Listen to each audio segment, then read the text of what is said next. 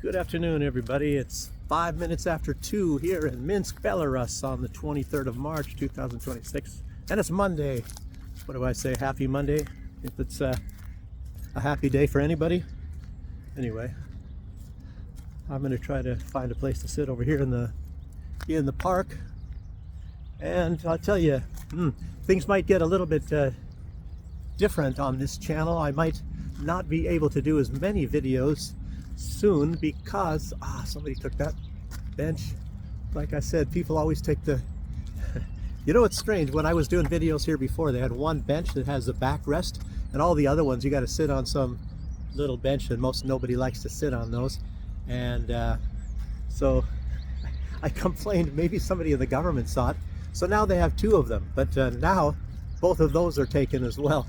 So I'll show you. Look, some homosexual guy there probably, and two guys with their fishing equipment over there. And I might just, I don't know if it's not too wet, I might sit down on the ground. But let's get into some news here. As you see, it's a nice day in Minsk, but yeah, some news. This bombing, or these missiles that hit this island, this UK-US shared base on that island, Diego Garcia, out in the middle, well, I guess you'd say in the Indian Ocean. Apparently, Iran says they did not launch those missiles. And I'm noticing, by the way Iran is using this and telling, you know, that Iran did it. It's a false flag. They make it very, very obvious. But I don't know. I'm sure people should start to realize that it's a false flag. If you see how Israel operates, so now they're going around and getting mileage all over. Hey, look, some more snow back here. Towards the end. They're getting mileage on saying, oh, look at what Iran can do. Now all of you people in Europe should be afraid. They had some guy going on and saying, oh, you're not even safe in Rome. You're not even, I think, which countries, big cities are they saying? I think Vienna and Rome, I don't know. Austria is not going to get involved, that's for sure. Italy, you know, is one that doesn't want to get involved. They said at the very beginning. So they're trying to scare the people in Italy. So I guess mostly what they're probably trying to do is they're going to get whatever the Jewish community is in Italy and get them to go protest to the government that they have to join the war to defeat Iran, apparently, which is how are they going to define how they defeat Iran? So I don't know, you know, or to open up the Strait of Hormuz, that everybody's got to get involved in that. Anyway, that's what they're doing.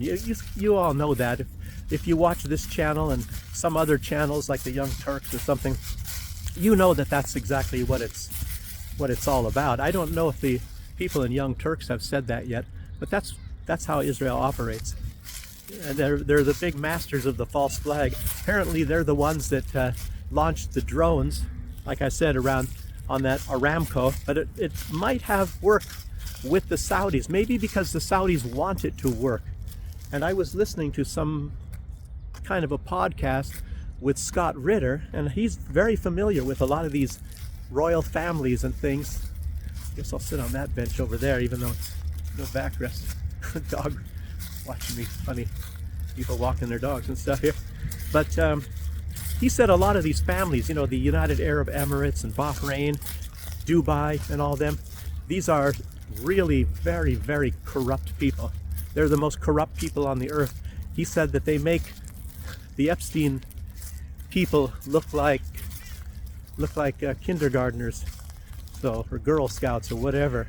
So I guess these people are some real sick people. He said he's known and met some of these people, a lot of these people from these royal families and stuff like that.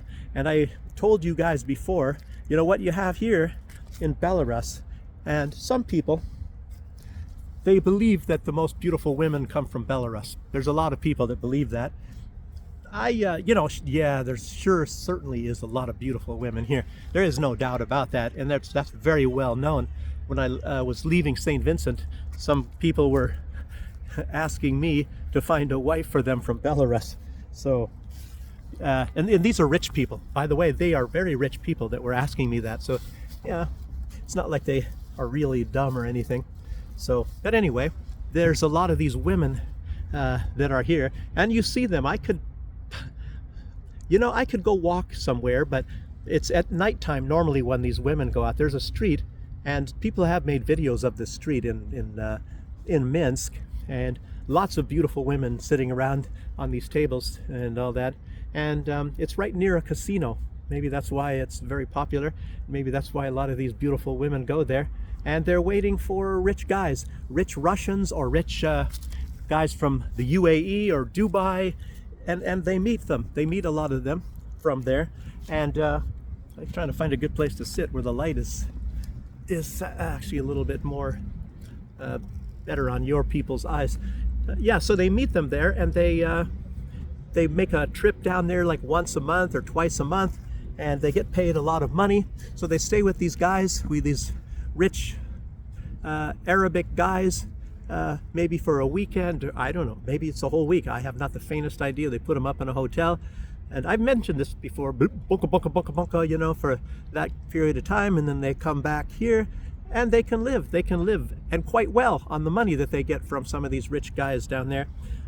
And so maybe some of that will come to an end. I have no idea.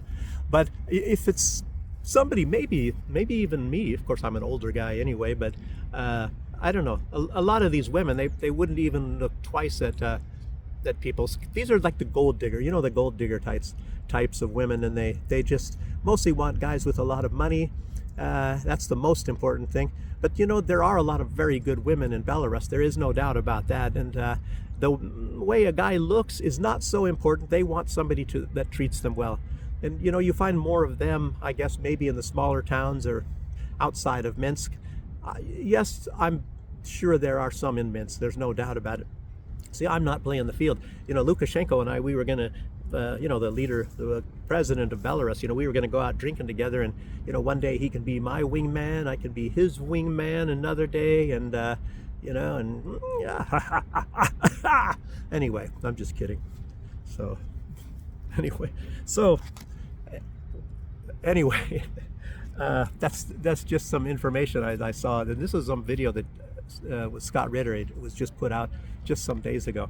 And so false flags, and like I said, looks like the Arabs maybe have fallen for it, maybe because they're on the verge of going to war, joining this war. Maybe they wanted to in the first place, maybe they even know they're being fooled. I don't know. And Azerbaijan, it might be the same thing there.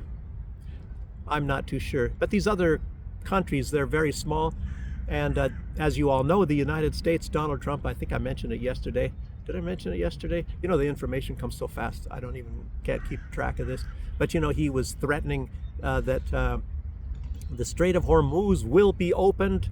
And I think yesterday I said 24 hours, but it's actually, he said in 48 hours from the time of this message, or else we are going to bomb all of the electricity plants all over in Iran, starting with the largest first. So in other words, to black out Tehran and all that. And they're already doing that in Cuba.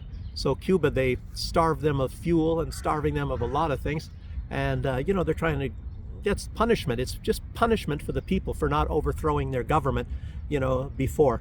And of course that's been going on since 1962 basically. They've been kind of strangling Cuba. And that's how the US works. You will overthrow your government, or else we will punish you. So that's what, that's a familiar theme.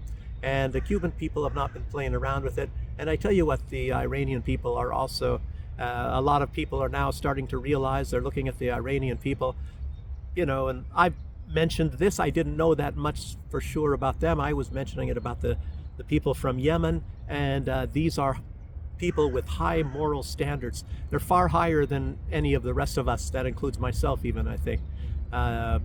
It's, some people have even said that the Muslims are better Christians than the Christians are. So they follow what you're supposed to act like as a Christian. They follow it more closely than the Christians do, to a large extent. I guess it depends on which Christian things you're looking at. And I think, like I was saying yesterday, there's a lot of things that are either changed or put in or lightened maybe in the Bible that like the Jews and the Christians read, that maybe hints at, okay, it's okay to do this stuff and it's okay to do that. Very interesting.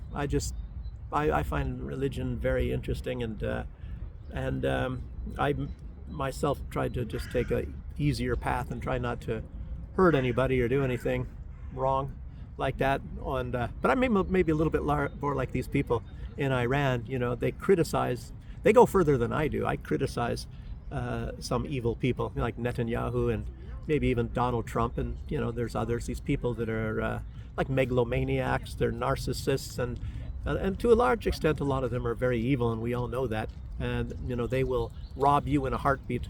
So, and that's exactly what they're doing. But at heart, a lot of these people, as you know, it's an undeniable fact that Donald Trump is a coward.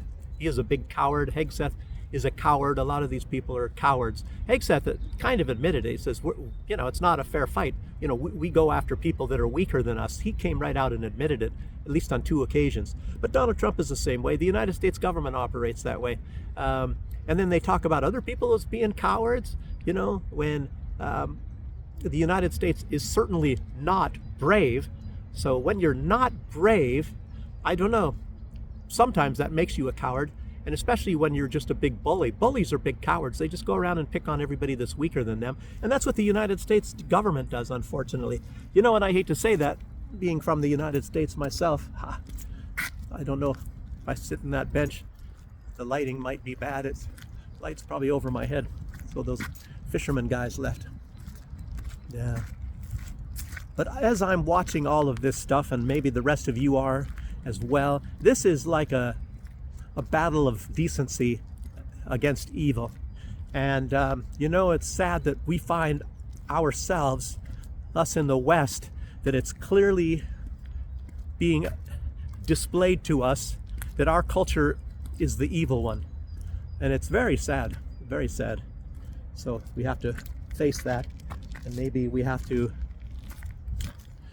clean up our act a little bit, or at least clean it up a lot more than how we're living now, you know. And I don't know, the way to start that maybe is to at least have admiration for those that are living a better, more moralistic life, like the Iranians. And you know, but the way to that we don't notice that is you got Donald Trump, you know, and some of these other people, you know, reminding us all day long that these people are evil, and they go and they try to kill civilians and children, you know. And it's like, well, gosh, you know, it seems to me that we're the ones that do that. Jeez, you know? And it's like projection. Oh no, you're mistaken. They do that. We don't do that. They kill their own. They're the ones that shot off those tomahawks, even though they don't have tomahawks. I don't know. It's kind of making you sick. You just look at it a different perspective anyway. So, and I can rant on this every single day in every video because it's really sickening. And I know there are people that watch these videos that feel the same way, you know. Anyway, let's keep on going. I'm glad I'm in Belarus. Unfortunately, a lot of you guys, you know, you're stuck in these places, in these countries, and you know, and you have to act like, well, I'm paying taxes here to governments that love killing children and things like that. I don't know how they did that with this indoctrination to the people in Israel. And you know, it's bad enough in Ukraine. I was talking bad about not the Ukrainian people, but the government there, you know, and they're undeniably Nazis, very, you know. But Israel is even worse. I guess that is their, I don't know, what's that word? Their idol. That's the idol of the Ukrainians, is Israel. And of course they have very strong links to Israel. Zelensky's parents live in Israel. That was one of the first things he got for, you know, when he started becoming a multi-billionaire, is he got a, you know, big multi-million-dollar complex for his parents in Israel. You know, then he started acquiring his own. At least he did it for his parents first. So, you know, at least he's not such a bad guy. He's an evil guy, but he's just, at least he did something for his parents. I think it was Muammar Gaddafi, as you all remember. He lived in a tent 99% of the time. And I think he made sure that every family Even when you got married, immediately you got a house in Libya. And he was getting the Human Rights Award, uh, for some of the best human rights on the planet. And that's when the United States started bombing him. And so every family had a home before he even, got a better home for his own parents. And so even if he's kind of a weird, kind of a not very appealing looking guy, I don't know. Why do we go after Muslims when they seem to be setting a better example for how to live than the rest of us in the West? And don't let me get started on a lot of Christians, some of the ones that I have known.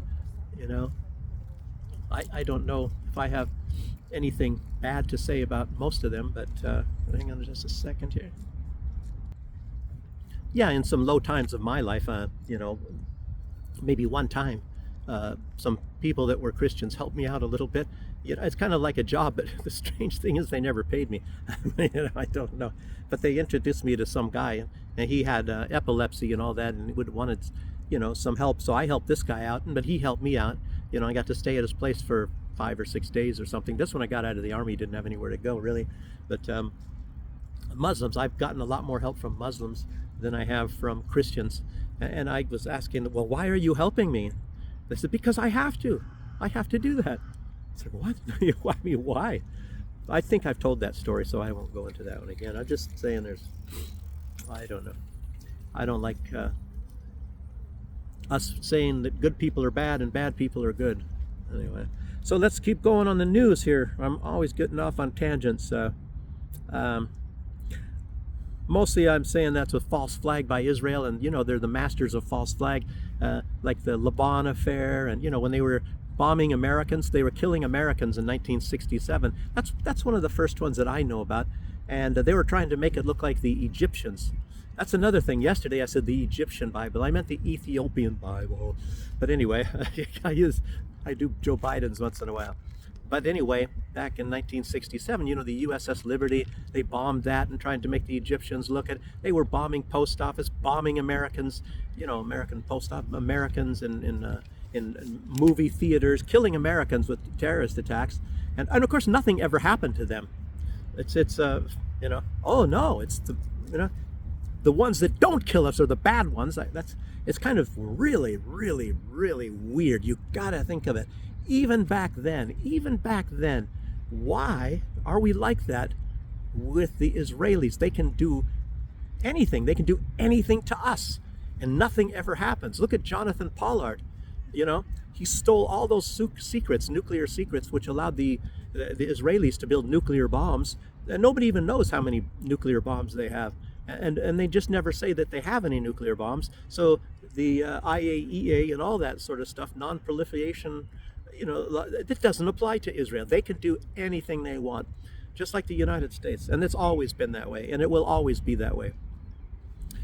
The only ones that can maybe help us and make a change is the Iranians, and I don't know if it's going to go that far. This is not over yet, and who knows how far the Iranians can do this. Brilliant people. They have got Donald Trump peeing his pants, Benjamin Netanyahu, and all that, and they're hiding all of the destruction that's happening. And now they're starting to use their best missiles, and they're coming in at lightning speed, and Israel can't do a thing about them. I don't know how many of these missiles the Iranians have.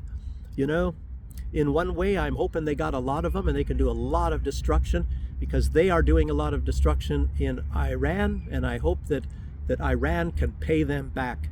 And I think a lot of us do, because these are evil people. I'm not saying the whole population, which isn't true. But you see what they're even now doing to Lebanon, and they're really going into Lebanon. They're really going big time into Lebanon. They're putting everything they've got. They really want to get at least to that Litani River. And I guess they've just only recently been sending people in on foot for the most part. Otherwise, they've been just bombing and bombing and bombing endlessly, and bombings all over in Beirut, not just in the south of Beirut. They think a lot of the commanders from the Hezbollah lived in the southern parts of Beirut, but they were bombing in central Beirut as well, and of course all throughout southern Lebanon. But let me keep going here.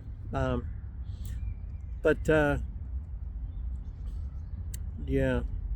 So the false flags, I talked about that, and assassination. So what are their biggest assets? I guess Israel, what they would see their biggest assets, and a lot of us look at them and say, that is sick. These people are sick, you know. So they're the big. There's more than three. I'll mention the three, and I'll mention a couple others. But the three things that the Israelis are best known for is assassinations, false flags, and killing children. Those are the three things the Israelis do best, and they do better than anybody else. So I don't know if killing children is the number one best. I mean, for them, the most biggest accomplishment. You know, that's what they brag about the most. They don't normally brag so much about certain, but they do brag about killing children. And that's a, you know, when you think about that, that's got to be a very sick society. If I were an Israeli, I would say this: I don't want to be a part of this sick society. A lot of people are leaving, and I tell you, you're making a very good choice. You got to get out of some place like that. I tell you, people that kill children, the United States is going in that direction. You know, kill them all and let God sort them out. But we don't do it as a mark of policy. The Israelis do, and they tell their people. They tell the IDF, and they're proud of killing children, babies. You see that they do target practice. You know, they use babies and children as target practice. And that's a known fact. And you can talk to any people that had spent any time in Gaza, or even at times in the West Bank, and I'm going back decades. I don't know, I've talked about it enough times. Killing pregnant women is one of the things they're really proud of too. I've said, I'm sorry if I keep mentioning this stuff because it is so sick. And if somebody that doesn't watch my other videos watches this and gets these messages, you know, at least I have planted something in your mind, and you're going to hear about this more in the future. And you're going to at least know what's, you know, what kind of evil we have, and something that might even come your way one day. So another things, what are the other things that they're very good at is stealing organs, organ trade, taking people's organs and things like that. One of the things, and I heard about this long ago, like at least 20, 30 years ago, that what they would do is, you know, a lot of time when they kill a Palestinian, like boys and stuff that threw rocks or something, and a lot of times they're not even in the act of throwing rocks, but they find them, and they even look at the tones of their skin. And this is going to be a real weird one to you. Your skin is called an organ. That is your best organ, your line of defense, I guess, for your body is your skin. And, you know, I got like one thing on my knee. It's really weird. I got a thing that's really weird too. It's right here. I got this thing, you probably can see this. I think I got that in the tropics. I'm trying to find out what the heck that is. And then they said, oh, but it's nothing to worry about, even though they said that they knew, and I had to get some cream or stuff, and it didn't do any good at all. Trying my own sort of things like neem oil, and it helped. Neem oil helped more than the petroleum-based stuff that, of course, that you get in the pharmacy or something that they recommended. You know, after they sent it to a laboratory, they scraped it, and I had a big scab here for a while because they did a scraping and sent it. I don't know. But I think it was I had some really weird thing in the tropic, and I don't really know what it was. And it left some scars on me in various places. And luckily, when I was there, I just probably from farming and, you know, going out in the woods, a lot of weird critters all over there in the tropical areas, you know. Ugh. But luckily, I got rid of that one because that was pretty nasty because it left scars on me. And I can still see them in some places. And, you know, it's like weird. I can't even remember so much. Don't want to remember. It was so terrible. I don't know, maybe 4 or 5 was on my arms. I don't think it got me any shoulders. I don't know. I can't remember for sure, and I don't want to. Okay, but anyway, so they steal the skin of people. They get the tones of certain tones of like Palestinian boys and all that, and then they shoot and kill them. And then what was going on back in those days, at least, and it probably still is now, they come at night when it's dark, and they bury them. The Israelis will bury them, or at least they will be buried at times, or the body will be given to them by the Israelis, and then of course it has to be buried right away. Anyway, anything like that. But then it's been times when people have seen these bodies, or maybe they dug it up for one reason or another, and they find out all of the skin on their back was gone. They took all the skin on their back because they're looking for the people that might have a lighter shade, or maybe that matches the shade of some of these people that have skin cancer in Israel. So they steal the skin from others, and they use it like for skin grafts for those in Israel. So that's one sick thing. You guys watching my videos, somebody even made a comment, about it's like a Dr. Doom sort of stuff. I'm telling you all this bad news things, but it is important to know this stuff. It really is. So anyway, so they steal the skin from people. And as far as organs, Brazil was a big place where they would go and steal. They would make deals with people to sell their organs, and I think maybe like an extra kidney or something like that. And a lot of these people, they get sick and jaundice and all this because the Israeli doctors go there and steal organs from people that they bought, and they buy it. The Brazilians were thinking, oh, that's a lot of money, but it's not when you consider what other people, what they probably sell it for and all that. And they did that in Haiti when they had the I remember reading all about that when they had that earthquake in Haiti. That was 2008, and of course Venezuela under I think it was Chavez at that time. They were sending people to help, and the U.S. ran them out right away. The U.S. was there really fast. They reacted to that earthquake faster than they acted towards natural disasters in the United States. And something that you don't know, and this will be a surprise, because of even where that earthquake happened, I don't know if that would be the same thing happening today as what happened then. But the United States sees that part of Haiti as their strategic oil reserves for the future. So around places like Port-au-Prince in Haiti, there are massive oil reserves, and that's why the United States went there. Or maybe they discovered that in 2008. I'm not exactly sure. I think it was discovered in 2008 that they had these huge oil reserves, and then the earthquake was later, and and that's Clinton wasn't the president, I don't think, but there was a Clinton Foundation. It must have been in the Obama times, yeah, and the Clinton Foundation, as you remember, they pledged a bunch of money or whatever, and so because of that, Norway donated $20 million for that fund. It's for housing for these people that lost their homes. There's thousands and thousands that lost their homes in Haiti. So Norway put a lot of money, $20 million into that, and other countries and a lot of people. So the Clinton Foundation raised a lot of money, but then it turns out that well, let's just be honest, they stole the money. They stole all of the donations, the Clintons did. Maybe that's why you don't hear about the Clinton Foundation really anymore. And a lot of the money was stolen for Chelsea's wedding, and a lot of it was stolen to build a luxury resort, which probably the Clintons are probably recipients of some of the profits of. It was a luxury resort in Haiti, so they didn't build whatever it was supposed to be, 500 homes or something like that. I think they might have built 5 homes. I think I've mentioned this before. So they just ripped the money off and they screwed the people. That's what it's all about.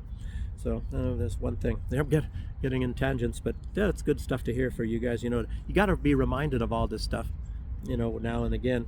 So Haiti and but I was going to say about in that earthquake, some of these boys, it was weird because it was noticed first because they had the medical teams there because after this earthquake, and the Israelis had a medical team there, and they were one of the first ones to get in there, and they were the first ones to leave. They left right away because people were noticing that there were that there was a boy. They noticed because the parents or somebody was there, and the boy went into the tent and never came out.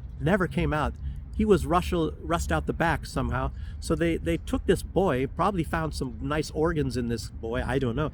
Probably a young teenager. They didn't mention the age. But anyway, that boy was never seen again.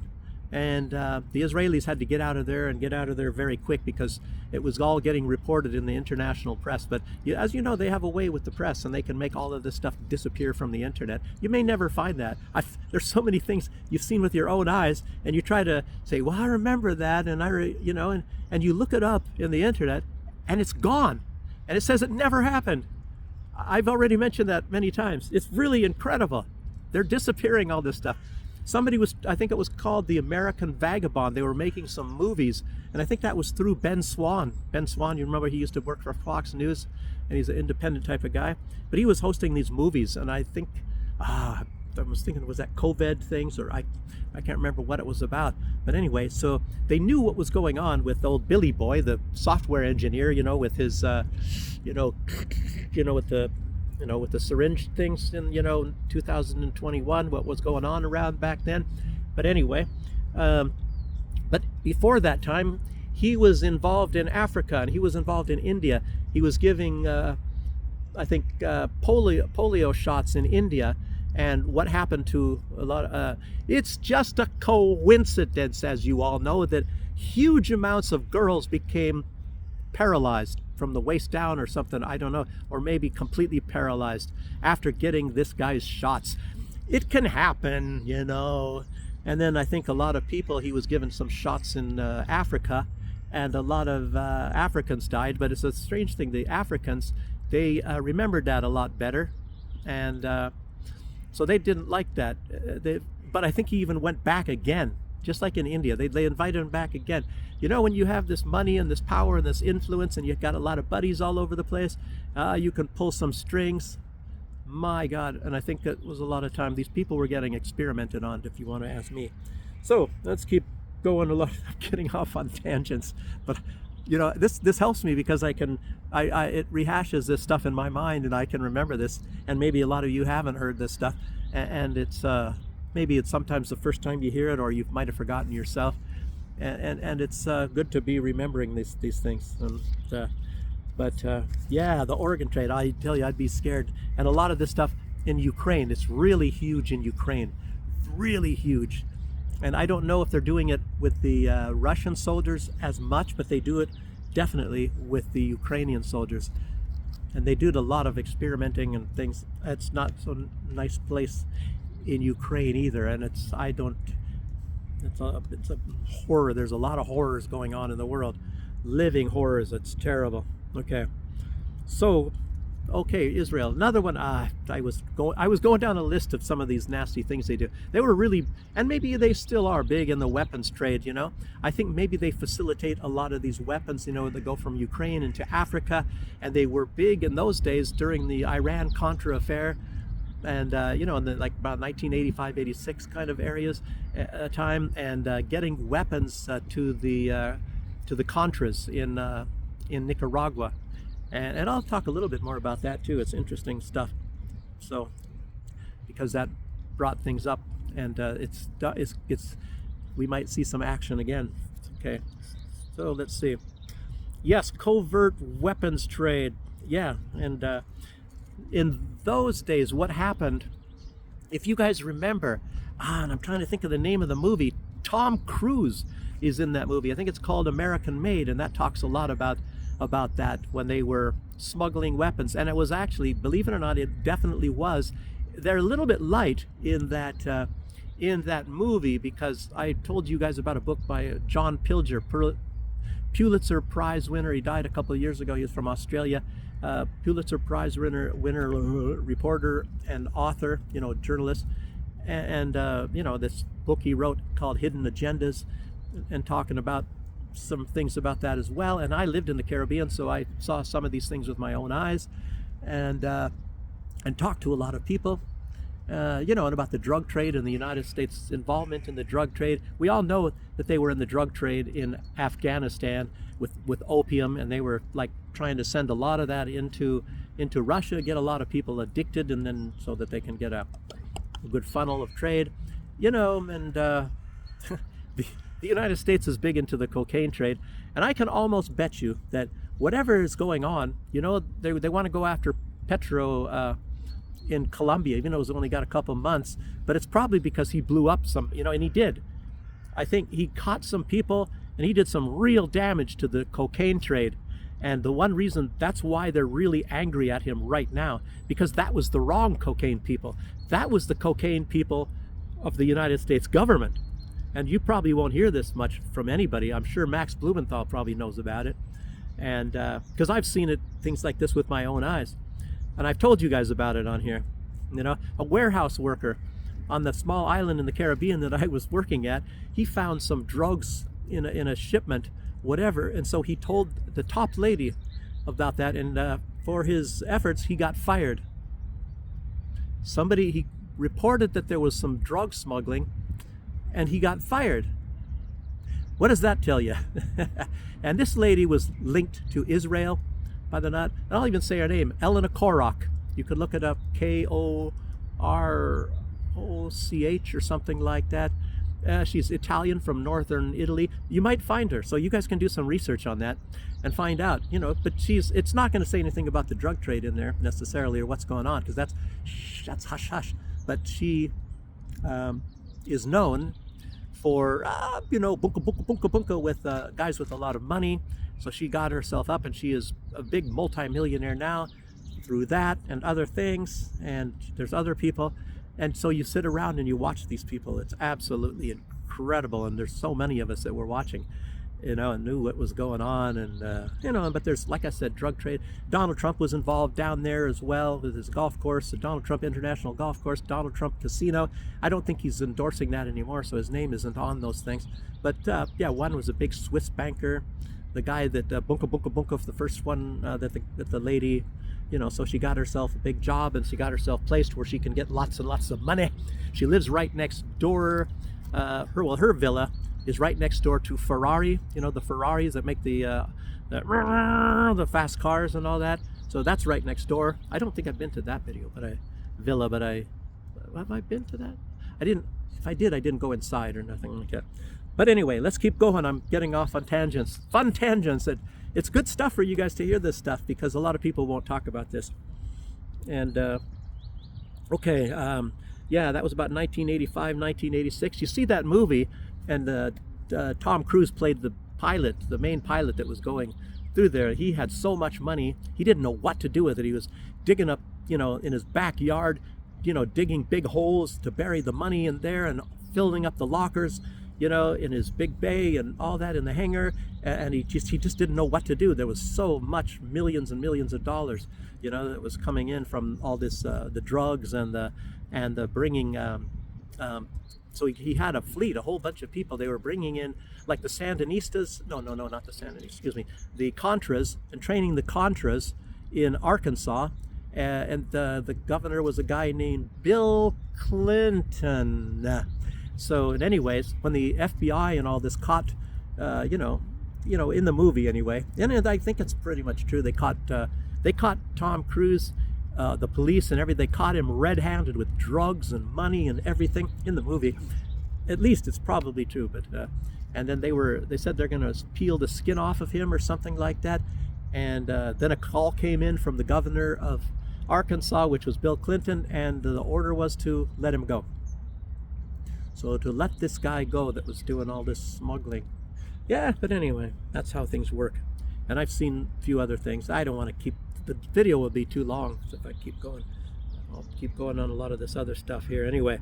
But anyway, Oliver North, and y'all remember that.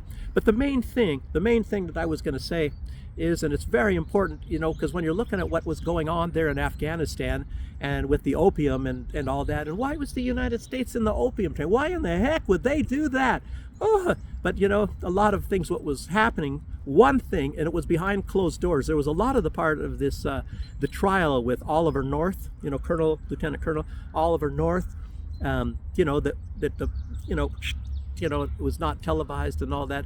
And I guess one of those parts was that the United States military, the CIA, was using taxpayers' money to overthrow governments. And of course, part of this goes even back into Iran, so because when they overthrew Mossadegh, they killed him, the CIA, the same year they killed the leader of Guatemala. But even before that, maybe in the mid 70s, they killed leaders in Africa. They were killing all over the place, killing and killing and killing the CIA, and they still do it, by the way. So a lot of the killings that's come in the CIA or the Mossad, as you all know. But what happened was that they figured out that the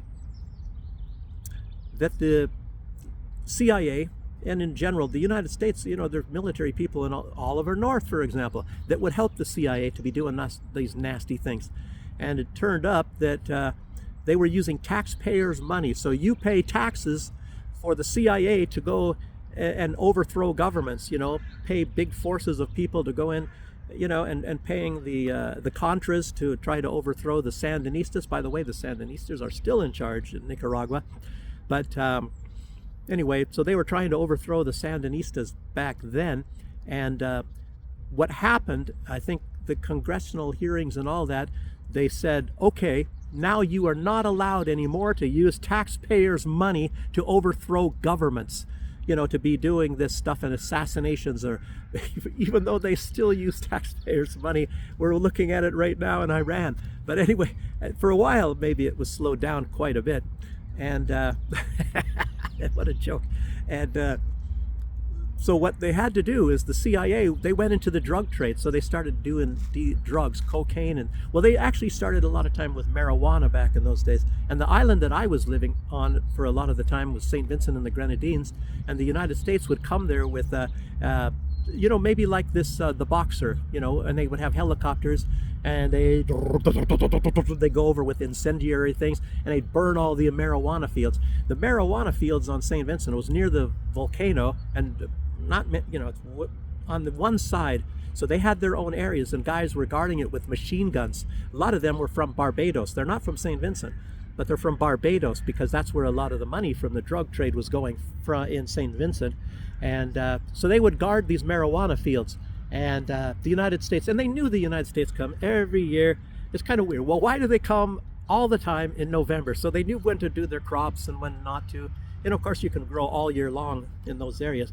But so the United States would burn the marijuana fields there. It's a fun or whatever. And then it was back in 2001 or whatever, they got a prime minister, made a deal with the United States not to be doing that anymore, and for whatever. But anyway, the drug people were still there. It was the leader used to defend drug dealers. He got them off. It was a very good lawyer, and he made prime minister. And I've met him before, talked to him a few times. But he would get the drug dealers off. So that was his big thing. He's still alive today too, by the way. You can look it up, Ralph Gonsalves. I don't know. I don't have any photos. I may have met the guy that's the prime minister there now. I talked to him a few times as well. Some other people ran for prime minister of that country as well. And I don't even think that that prime minister is necessarily such a bad guy. But money. I can talk all day for this stuff, but that's basically what's going on. So they had to go into the drug trade, and then they were like marijuana. But the reason why one main reason why they stopped coming and firebombing all the marijuana plantations on that island is because the United States went into more lucrative things like the cocaine trade, and it's a lot, of course, in a lot of these countries over there, and Colombia was one of them. And somehow, I don't know why and how that happened, but the old leaders of Colombia, they got big medals from, like, say, George Bush II. So they were involved with the United States government in the drug trade. And the very strange thing is, here they're going after Petro, the leader of Colombia now, and saying he's a narco boss, when he's exactly the opposite of a narco boss. The United States supported leaders then that were narco bosses, and they helped the United States in the drug trade. It's absolutely incredible. So this world, you could look at all these contradictions of all this stuff all over the place.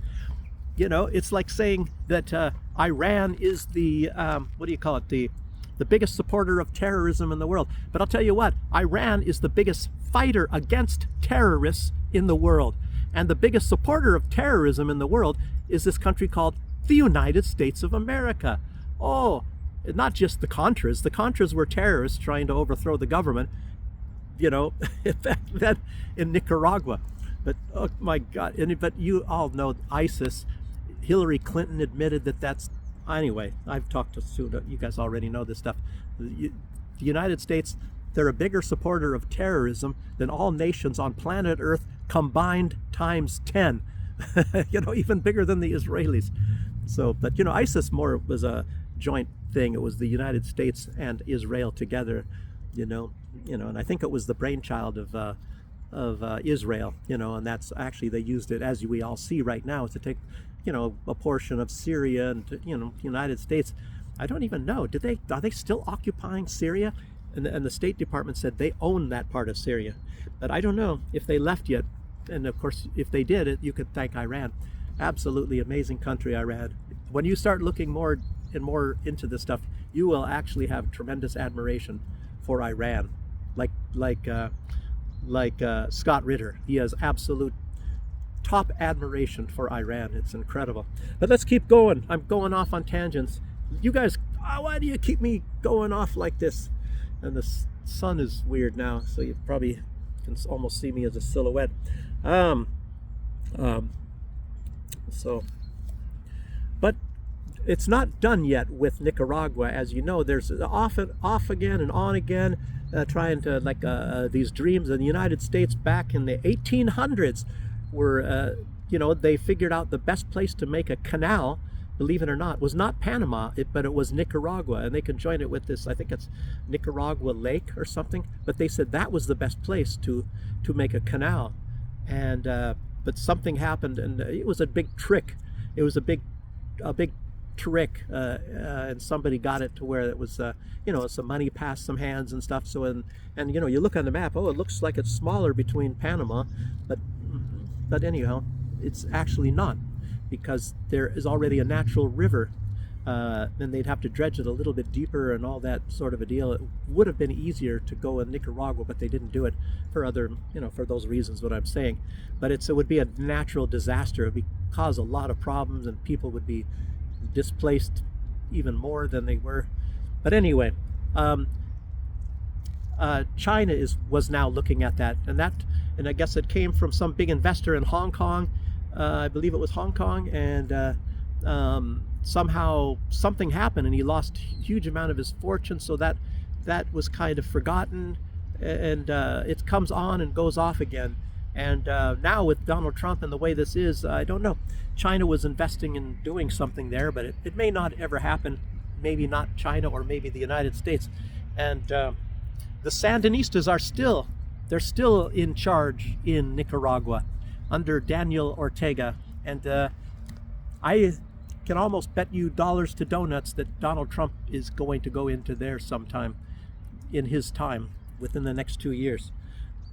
I don't know. We'll just keep an eye on that. So, yeah, he's in his 4th consecutive term. I wrote it down here even. But they consider his government authoritarian and repressive. It sounds like Belarus, you know. But it's actually, if you start looking at the complaints that they have against these governments that they call authoritative and repressive and all that, you say, well, gee, that's describing like it is in most of the Western countries too, you know. And that's, it's like I said, like in Belarus, or even a lot of these other countries. I don't know about all of them. I've never been to that. I guess it's all individual basis. But like I said, we don't have drug addicts here. We don't have tent cities here. The crime rate is way down low, and things like that. And hey, you know, the thing that ticks me off most about Alexander Lukashenko is he doesn't change the weather. I want summers to go a little bit longer. It's his fault. Anyway, so what else? Let's go. Yeah, so I don't know. China's probably going to stay away from, you know, they kicked them out of the Panama area, the United States. You know, it's a bridge too far, you know, and China was trying to, you know, do development and, you know, what do I say, humanitarian ways, but the United States wants power and control, so wealth, power, control. It's like, I don't know, I was talking about the bringing darkness now to Iran, at least to Tehran and places at night, and they already did it to Cuba. So in the darkness bind them. That was Donald Trump. That's probably what he says at night when he's talking about what he's going to do to Iran and into Cuba. In the darkness bind them. It was in the Lord of the Rings, I guess, wasn't it? In the darkness bind them. So Israel has ordered, the IDF to intensify the destruction of South Lebanon big time. And I'll tell you why that's all what why they're really rushing on this. It's not only just because their president is in the White House right now, but there's another thing that makes them hurry along. I'll say in a second here. They're destroying the bridges that cross the Litani. And as you know, they said, let's everybody get out and go north of the Litani. They were starting to push them even further. There's another river, and they thought, well, let's take that one too. But once they were starting to stick their feet in there, Hezbollah started striking, and they realized now that Hezbollah still does have some fighting power. And they're sending in a lot. They're sending foot soldiers in now. Hezbollah's been able to kick their asses, which is very great so far. And but they're destroying all structures. Their orders, the IDF, is to destroy all buildings, destroy all the bridges, and destroy all of southern Lebanon. And they're gonna, what do they call it? Terraform it or something like that afterwards. And I guess they're guess what? And I can almost promise you their orders are to kill everybody that didn't evacuate too. So it's going to be probably everybody. They're going to be killing everyone. They're going to run them out if they can, and if they can't run them, they're going to be killing them. Mark my words. Okay. And like I said, if you want to ask why it is they're not or why it's like some guy walking giving me, I don't know.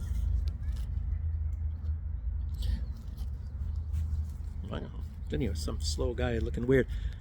So why is Israel in such a rush? And I'll tell you, the Pedophile Coalition, the United States and Israel, they're talking about, just looking back, maybe he's heard the word pedophile, but they're targeting Iran's energy. If Iran, like I told you, if they don't give up the Strait of Hormuz 48 hours after this message, then I'm gonna destroy all their power plants. And Iran answered, and they said, well, okay, then we will start doing some destroying of power plants our own, as well as desalinization plants. And you destroy a lot of those things. Say some people talk, I think it's about Dubai or something like that. Those people will die. People will be flooding out of there like cockroaches when you turn the light on in a hot climate. You turn that light and they're scurrying. They're going to be leaving to Dubai and a lot of these places. And I tell you what, like Bahrain, I guess that's really authoritarian, and those people are really repressed there. And a lot of these people, like even Dubai, a lot of them are from Pakistan and things. So it's like someplace in the desert, and that's the only other thing. That's just for a bunch of rich people, like Andrew Tate. Of course, I think he skedaddled out of there, and he went to Bangkok or someplace like that. I don't know. He got a lot of people got a lot of money. They're going to be like rats getting off of a sinking ship or something. So the United States and Donald Trump has tremendous holdings, I guess, in a lot of these UAE and Dubai and Bahrain maybe, or something like that. Some things in there. So it's going to be some devastation for Donald Trump. So there's a good possibility that Donald Trump is going to have to eat humble pie and not do what he threatened to do. And I'll tell you what, but the best thing that Donald Trump could do is to say, well, the Strait of Hormuz is open. If it were the truth, because I'll tell you what, he says the United States does not need the Strait of Hormuz, but they actually do. They do in their own way, in different ways. Obviously they do. And, but he doesn't want anybody to know that. And, but a lot of these ships are going through. If you're, I think those that pay in yuan, those that are using the Chinese yuan, they get to go through, all of them. But like Japan can go through if they all they have to do is say, okay, well, here can let us through, and they'll let them through. And they'll let a lot of these countries, but the only countries they will not let through. So in effect, it is open. The Strait of Hormuz is open, but it's not open to Israel and U.S.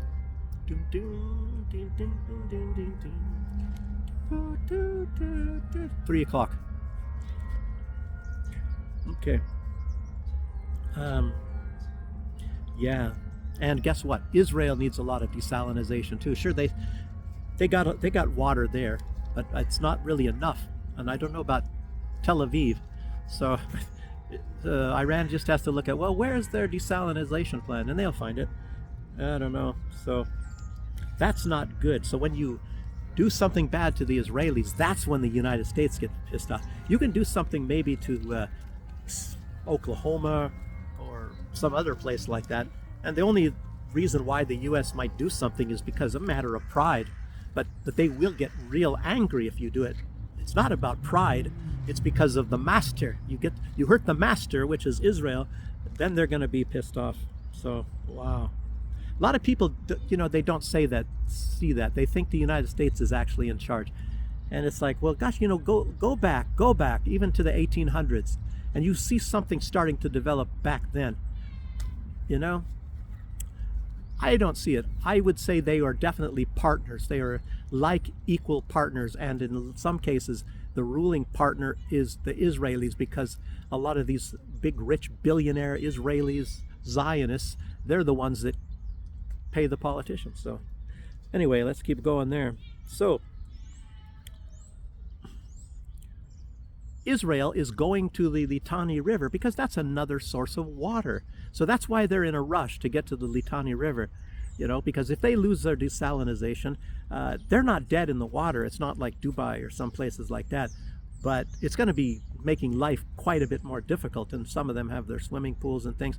So and even though they're not going to immediately be able to harness a lot of the water out of the Litani River, even though they have their own rivers and they're already probably using them very much, but they're going to probably do like Gaddafi did, this bad guy Gaddafi, the man-made river. So they're going to probably try to drain a lot of that river that the Lebanese people also need, and they're going to be sucking. It's kind of like the Colorado River. Like the United States steals most all of the water for the swimming pools in California, and it doesn't run to the sea. It goes out into the desert in Mexico. It gets into Mexico, hardly any water left, and then it just dies in the desert because the U.S. has stolen all the water from it there. So, let's keep going. And it's similar to Donald Trump. You saw how he went after Venezuela before he went after Iran. And it's strange now. So he's got the oil of Venezuela secured, and now they have the choke point in Hormuz that's choking off a lot of the oil traffic there. So isn't it just coincidental luck that Donald Trump went into Venezuela first? And isn't it strange that Israel is going to the Litani River at a time when they could possibly lose their I don't know if nobody else is probably seeing this stuff. And like I said, it doesn't mean immediately they're going to get the water, or I was thinking it's not even immediate that the United States is going to get the oil from Venezuela, but they are. You would think that if Iran was a bunch of terrorists, they would start to destroy some of these refineries like in Louisiana and stuff like that. I might get in trouble for saying that. They're going to come after me. You gave them an idea. So, yeah, the pedophile coalition, they know what to do in advance, I guess. Yes. Okay. Russia has stated that their GDP has dropped 2.1% over the past year. And that, I guess, is without, of course, a lot of this stuff that's going on now with the oil trade. However, it's not that they're going to be suffering. It's very weird, because a lot of times in the West they're going to be suffering, like Europe, but Russia is gaining from that. So they said, I think Putin came out and he said that, so it's going to equal it out. Their drop in their GDP, which is only one factor, and that's what the only factor they use in the West. Aha, it's all GDP.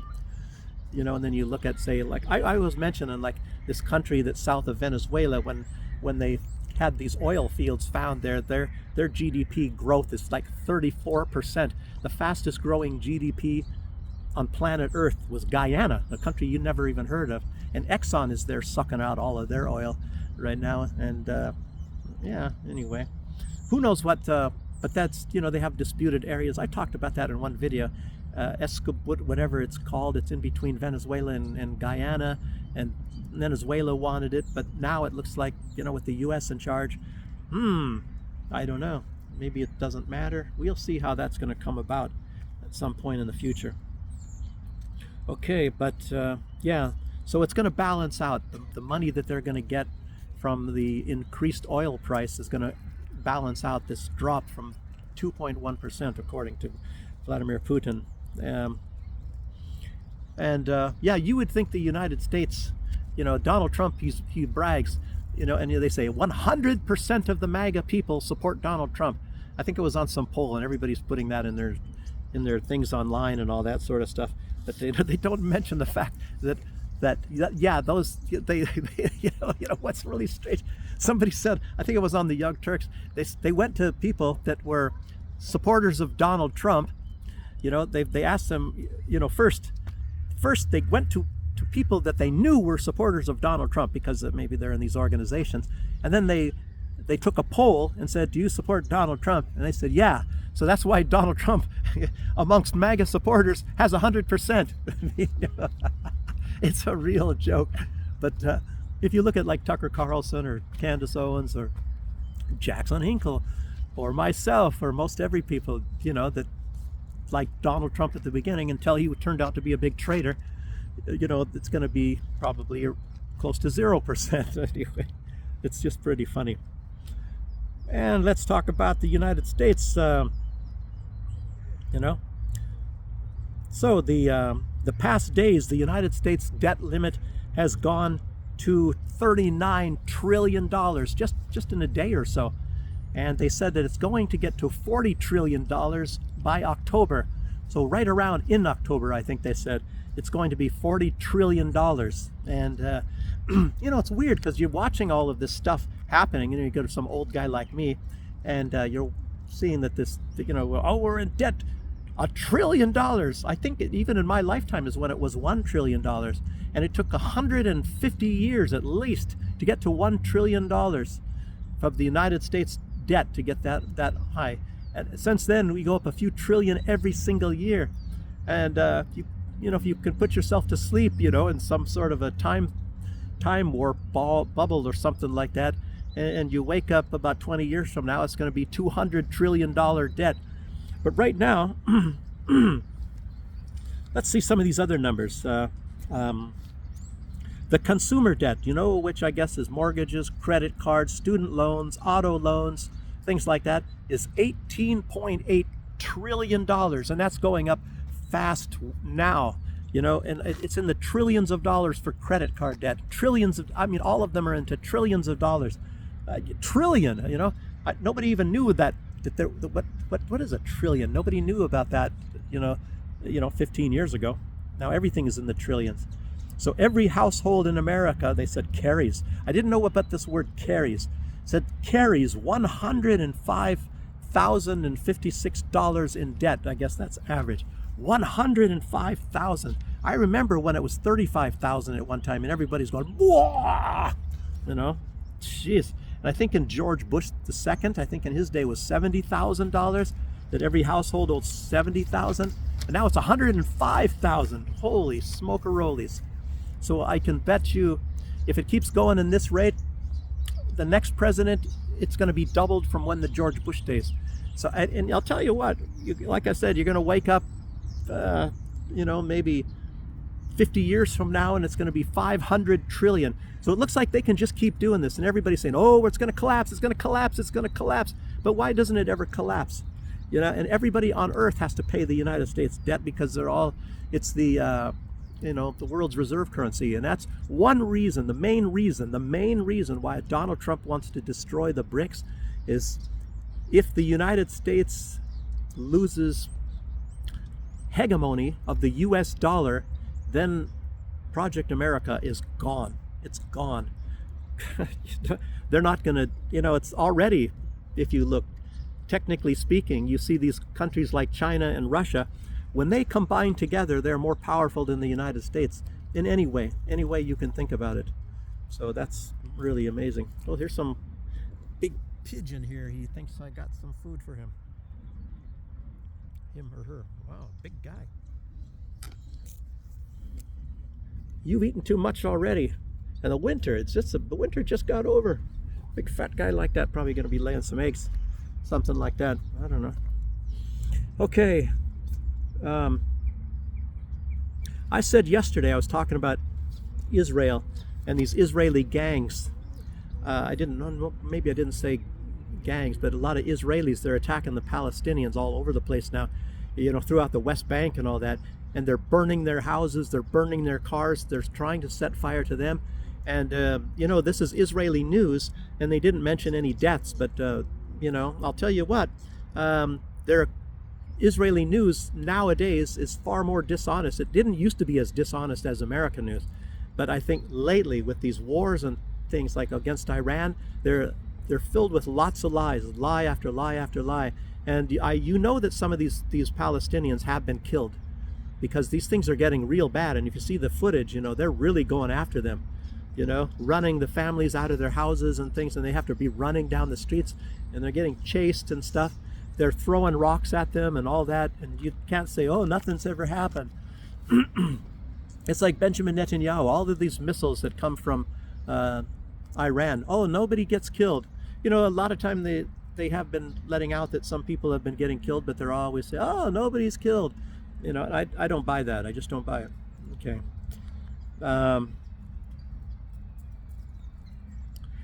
And I mentioned also yesterday, and it's also an important thing, that you are not allowed to defend yourself. If an Israeli hits you, if they strike you, if they hit you with sticks, if they do anything, you're not allowed. If you're a Palestinian, or if you live in Israel and you're not a Jew, you cannot strike. You cannot strike them, or you go to prison. It is an immediate prison sentence. So you cannot strike them. So when they're hitting you and striking you and stabbing you and things, you're not allowed to defend yourself under any circumstances. That's just it. Plain and simple. There is no argument. You go to prison. Terrible. Okay. What else here? The only other news I have is good, because it's over and it's probably way too long for most people, is that Bitcoin apparently is way down. I guess because of the high energy costs going up and up, and it's still not finished yet. I'll tell you what, it's still not finished. It's going to probably go higher. That it's cost too much to mine these Bitcoins, so a lot of the value of Bitcoin has really dropped now. And gold is not even like it used to be, but gold is going to go up, obviously. So, and Bitcoin, if the energy prices don't go down, so it's really strange. You got to watch this stuff, and I don't know, maybe you can make a lot of money if you invest in oil. I don't even know how to do this crap, so I don't do it. I'm a dummy in that area. I'm not a greedy person, unfortunately. If I were, I don't know. I know people that are greedy, and I really don't like those people, because they don't care about people. They only care about their personal wealth and things. That's like a Donald Trump type of guy, or all of the people that Donald Trump hangs around with. So that's about it. They don't care about other people. It's. I think I was mentioning the Ethiopian Bible, and I guess that's what it says in there, that those people are not of God. Apparently, they say, are not of Christ or something like that. People that put so much into their power and their wealth. I don't know. It's not anything that people didn't already maybe get told about Christianity. Then you got these rich preachers that are multimillionaires. If God does not give, or if you don't give me, I need $1 million by next week, or else God will come and strike me, or something like that. So everybody donates their money. TV preachers in America, y'all know the deal. They're not like a lot of these Orthodox priests. I've seen Orthodox priests here in Belarus, and you see their clothes are old, their shoes are starting to fall apart and all that, and they have a place to live, and maybe that's it. yeah, it's a lot of stuff like that. So there are a lot of people like that in the church here, the Orthodox Church. But anyhow, that's mostly all I was going to say, I guess, in this video. And thanks for joining me, everybody, and I will see you on the next one. So bye bye.